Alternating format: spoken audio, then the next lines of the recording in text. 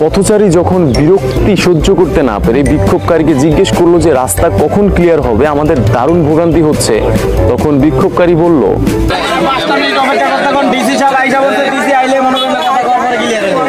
DC আসলেই রাস্তা clear হয়ে যাবে। কিন্তু যখন ডিসি আসলো,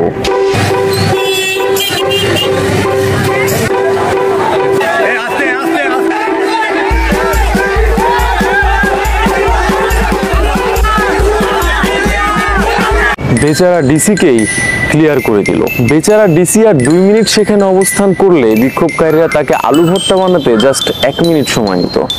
যাই হোক, এই পুরো বিষয়টা থেকে আমি একটা জিনিস খুব ডিপলি রিয়েলাইজ করতে পারলাম যে আমাদের দেশের প্রশাসনের কিছু অপরিকল্পিত এবং অদূরদর্শী সিদ্ধান্তের কারণে সাধারণ মানুষের যে পরিমাণ ভোগান্তি হয় সেটা হয়তো মেবি তারা বুঝতে পারে না, উপলব্ধি করতে পারে না, অথবা উপলব্ধি করলেও তার সমাধানের জন্য আগ্রহ তারা দেখাতে চায় না।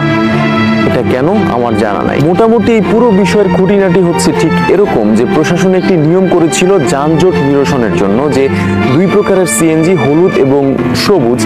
এই সিএনজি গুলোর মধ্যে তারা ভাগ করে দিয়েছিল যে হলুদ কালারের সিএনজি গুলা সপ্তাহে কিছুদিন গাড়ি চালাবে এবং সবুজ কালারের সিএনজি গুলা তারা সপ্তাহে কিছুদিন গাড়ি চালাবে।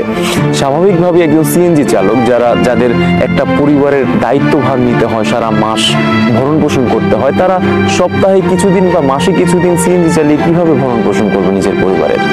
এটা স্বাভাবিকভাবেই তাদের রুটি রুজিতে আঘাত লাগার মতো। প্রশাসন তো প্রথমে নিজেই ভুরি ভুরি গাড়ির লাইসেন্স দেবে রাস্তায় চালানোর জন্য, তারপর যখন যানজট বেড়ে যাবে তখন তারাই সেই সিএনজি, অটো, গাড়িগুলা উচ্ছেদের অভিযানে নামবে।